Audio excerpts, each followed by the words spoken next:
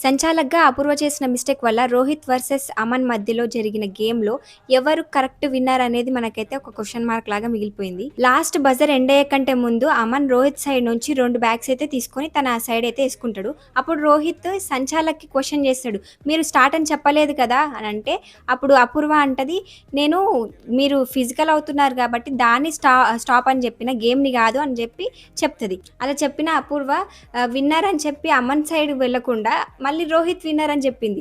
So, ఆమె clarity miss అయింది. ఇప్పుడు రోహిత్ విన్నర్ అని చెప్పి అంటే అప్పుడు అమన్‌కి నువ్వు బ్యాగ్స్ తీసుకోమని చెప్పడం ఎందుకు మరి? రోహిత్ చేసిన మిస్టేక్ ఏంటంటే ఇక్కడ నేను గేమ్ పాస్ చెప్పలేదు. జస్ట్ మీరు ఫిజికల్ అవుతున్నారు దాన్ని పాస్ చెప్పానని చెప్పినంక వెంటనే రోహిత్ అమన్ సైడ్ నుంచి బ్యాగ్స్ తీసుకునుంటే రోహితే విన్ అయ్యేవాడు. కానీ కొంచెం రోహిత్ క్లారిటీ మిస్ అయ్యాడేమో అనిపించింది. దానివల్ల అమన్ అయితే గెలిచాడు. అండ్ ఇక్కడ అమన్‌ది కూడా తప్పు లేదు. ఎందుకంటే సంచాలక్‌ని ఆల్రెడీ అడిగాడు. నేను తీసుకోవచ్చా బ్యాగ్స్ అని చెప్పి 2 టైమ్స్ అడిగిన తర్వాతనే ఆ బ్యాగ్స్ అయితే రోహిత్ సైడ్ నుంచి తన సైడ్ తీసుకున్నాడు. సో, ఇక్కడ ఎవరిది మిస్టేక్ అని అంటే ఓన్లీ అపూర్వది క్లారిటీ మిస్ అయినందుకు తన మిస్టేక్ వల్ల రోహిత్ విన్ అయ్యేటోడు.